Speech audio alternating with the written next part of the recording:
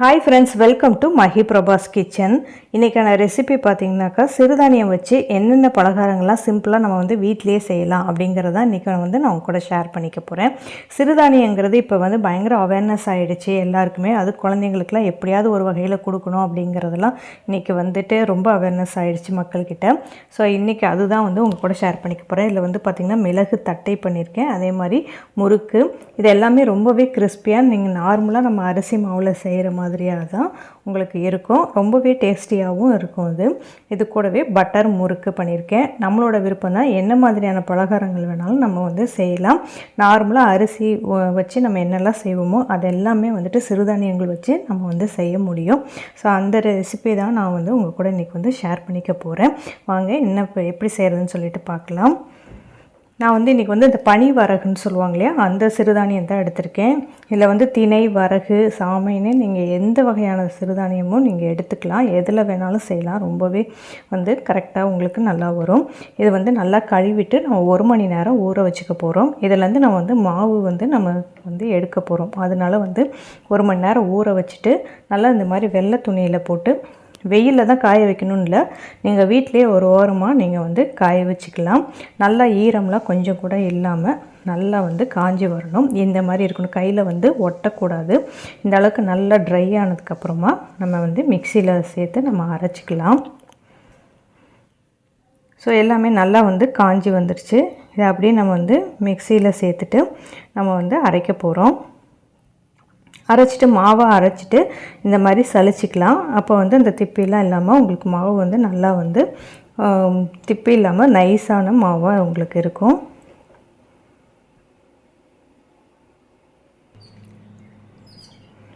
நல்லா சாஃப்டாக சூப்பராக இருக்கும். இந்த மாவு நீங்கள் நிறையா கூட நீங்கள் அரைச்சிட்டு நீங்கள் ஸ்டோர் பண்ணி வச்சுட்டு நீங்கள் அப்பப்போ என்னென்ன பலகாரம் வேணுமோ அது எல்லாமே செய்யலாம். இடியாப்பம் எல்லாமே இதில் செய்யலாம். மாவு ஃப்ரிட்ஜில் வைக்கிற மாதிரி இருந்தால் அப்படியே ஒரு டப்பாவில் போட்டு வச்சுருங்க. இல்லை வெளியில் வைக்கணும் அப்படின்னா லைட்டாக வறுத்துட்டு கூட நீங்கள் ஒரு ஏர்டைட் டப்பாவில் போட்டு ஸ்டோர் பண்ணி வச்சுக்கோங்க. இது எல்லாத்துக்குமே நமக்கு யூஸ்ஃபுல்லாக இருக்கும். நான் 3 பலகாரம் செய்கிறனால கொஞ்சம் நிறையாவே அரிசி ஊற வச்சுருந்தேன். இப்போ ஃபஸ்ட்டு தட்டை தான் செய்ய போகிறோம். அதுக்கு 1 கப் அளவுக்கு இந்த சிறுதானிய மாவு எடுத்திருக்கேன். அது கூட ஒரு 1/4 கப் அளவுக்கு பொட்டுக்கடலை மாவு சேர்த்துருக்கேன். பொட்டுக்கடலை மிக்சியில் நம்ம அரைச்சிட்டு சலிச்சிக்க போகிறோம். அதுதான் இது பொட்டுக்கடலை மாவு ஒரு 1/4 கப் சேர்த்தா போதும். இது கூட காரத்துக்கு ஏற்ற மாதிரி மிளகாய் தூள் சேர்த்துக்கலாம். நான் மிளகு சேர்த்துருக்கேன். மிளகு இந்த மாதிரி நல்லா பொடியாக இடிச்சிட்டு, ரொம்ப நைஸாகவும் இல்லாமல் ரொம்பவும் குறப்பாக இல்லாமல் ஓரளவுக்கு பவுடராக இருக்க மாதிரி நம்ம நுணுக்கிக்கலாம். அந்த இடிக்கல்ல சேர்த்து நுணுக்கிட்டு நம்ம சேர்த்துக்கலாம். இதுக்கு தேவையான உப்பு சேர்த்துக்கலாம், கருவேப்பிலை சேர்த்துக்கலாம். கடலைப்பருப்பு ஒரு 1 மணி நேரம் ஊற வச்சு சேர்த்துக்கோங்க. அதுவும் சேர்த்து நான் பண்ணால் நல்லாயிருக்கும். நான் சேர்க்கல இன்றைக்கி. நான் ப்ளைன் தட்டை தான் பண்ணியிருக்கேன். நல்லா தண்ணி விட்டு நல்லா நைஸாக இந்த மாதிரி சாஃப்டான மாவை நம்ம பிசைஞ்சு எடுத்துகிட்டு சின்ன சின்ன உருண்டைகளாக போட்டு எடுத்துடலாம். இந்த மாதிரி உருட்டி வச்சுக்கோங்க.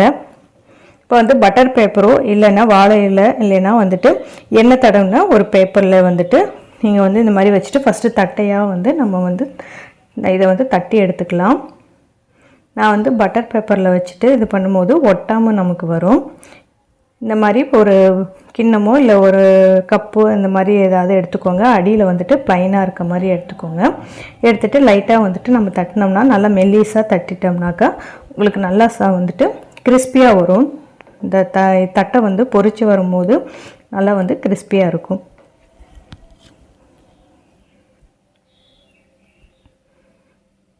இது ஒரே டைமில் இந்த மாதிரி வைக்கும்போது நமக்கு இந்த 4 தட்டை இந்த மாதிரி ஒரே டைமில் வைக்கும்போது வேலை ஈஸியாக இருக்கும். இந்த மாதிரி ஒரு காட்டன் துணியில் நீங்கள் போட்டு வச்சிட்டிங்கன்னா அதோட ஈரப்பதத்தெல்லாம் அதை உறிஞ்சிட்டு நம்ம எடுக்கிறதுக்கு ரொம்ப ஈஸியாக வரும். எண்ணெயில் போடும்போது இந்த மாதிரி எடுக்கிறதுக்கு ஈஸியாக வரும். அதனால் ஒரு காட்டன் கிளாத்தில் இந்த மாதிரி போட்டு வச்சிடுங்க. இப்போ எண்ணெய் சூடானதும் நம்ம ஒன்று போட்டு பொரிச்சு எடுத்துடலாம். மீடியம் ஃப்ளேமில் வச்சுட்டு பொரிச்சு எடுத்துக்கலாம்.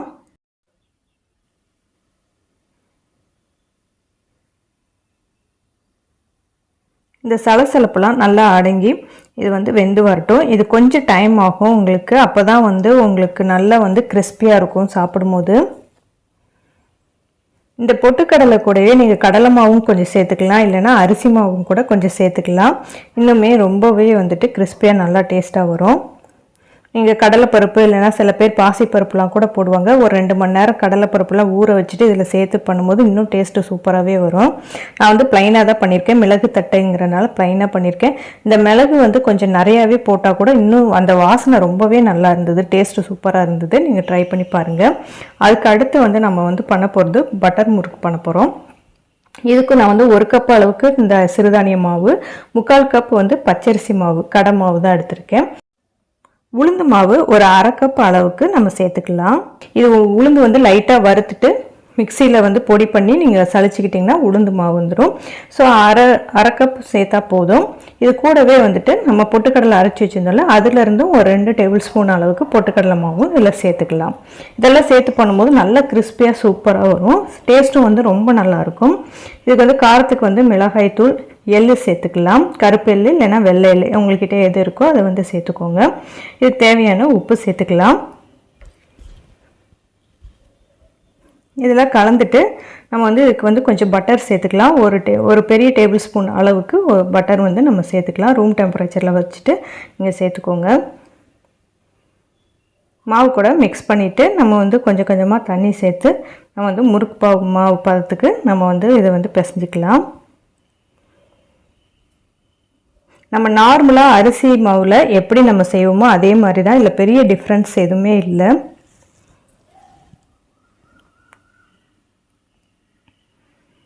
நீங்கள் எந்த சிறுதானியத்தை வேணாலும் யூஸ் பண்ணி நீங்கள் வந்து செய்யலாம், உங்கள்கிட்ட எது இருக்கோ செய்யலாம்.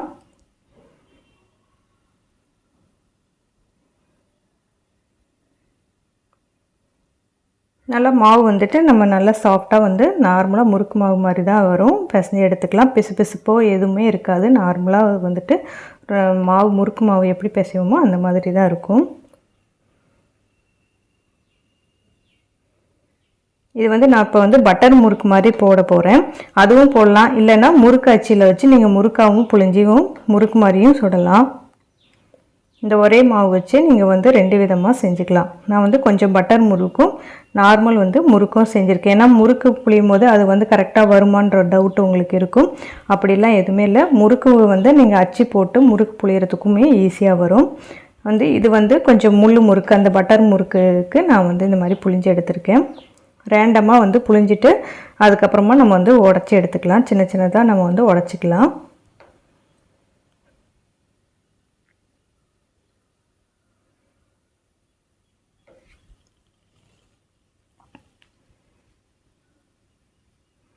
அவ்வளோதான், பட்டர் முறுக்கும் ரெடி ஆகிடுச்சு.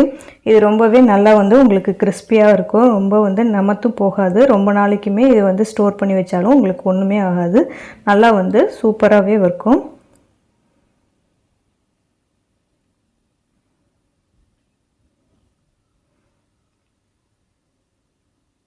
அவ்வளோதான், பட்டர் முறுக்கும் சூப்பராக ரெடி ஆகிடுச்சு. நான் அடுத்து வந்துட்டு இதே மாவே வந்துட்டு நான் வந்து முறுக்காவும் நான் போட்டிருக்கேன். முறுக்கு புளியறதுக்கும் வந்து இது ரொம்பவே ஈஸியாகவும் இருக்குது. ரொம்ப வந்து விட்டு விட்டுலாம் போகாமல் உங்களுக்கு நல்லாவே வரும். உங்களுக்கு பிடித்தமான அச்சு வந்து நீங்கள் யூஸ் பண்ணி நீங்கள் வந்து முறுக்காவும் போட்டுக்கலாம். ஸோ அதே மாவில் தான் நான் பட்டர் முறுக்கு செஞ்சேன், அதே மாவில் தான் முறுக்காவும் நான் போட்டிருக்கேன். இதுவுமே ரொம்ப நல்லா வந்தது, பார்த்திங்கனாவே உங்களுக்கே தெரியும்.